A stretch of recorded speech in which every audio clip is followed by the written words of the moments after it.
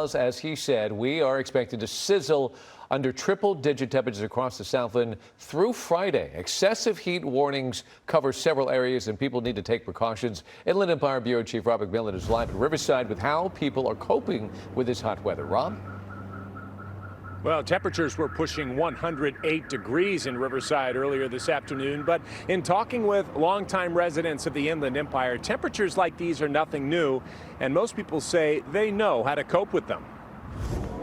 Despite the intense heat at Andulka Park in Riverside this morning, it was still very busy. Yes, temperatures are now well over 100 degrees, but not unexpected this time of year. Especially in the Inland Empire, by this time of year, it's always triple digits, so we kind of know what's going on ahead of time. But it's only getting hotter as the day wears on, and people were planning accordingly. We come at 9 o'clock. Normally we go at 3, but the heat is bad right now, so we come early. I came yesterday, it was like 100 degrees, but you know, you got to get out there, so yeah. Even though her name is Madeline Hot, it doesn't mean she likes this hot weather. It's not my favorite thing, but you know, if you want to get better, you'll push through it. Up in the high desert, work crews were also out early, taking water breaks often. I want to say about 20 times a day, trying to get at least 8 water bottles a day. The more we sweat, the more we have to drink. It's just trying to stay cool.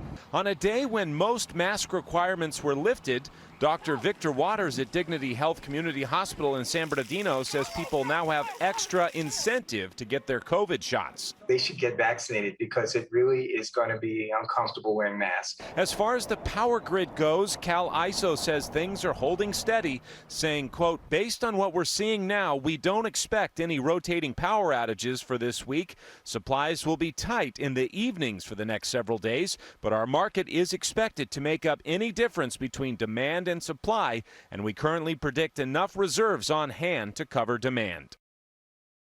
I do have to say, in all my years here at Channel 7, this is the first time I interviewed someone with the last name Hot, doing a story on the hot weather.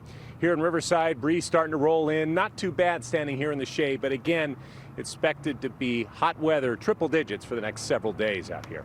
Live in Riverside, Rob McMillan, ABC 7 Eyewitness News. We heard that last name too, Rob. Yeah, never heard that name before. That's a good one. It was. Get in the shade, stay in there. Okay, Rob, thanks.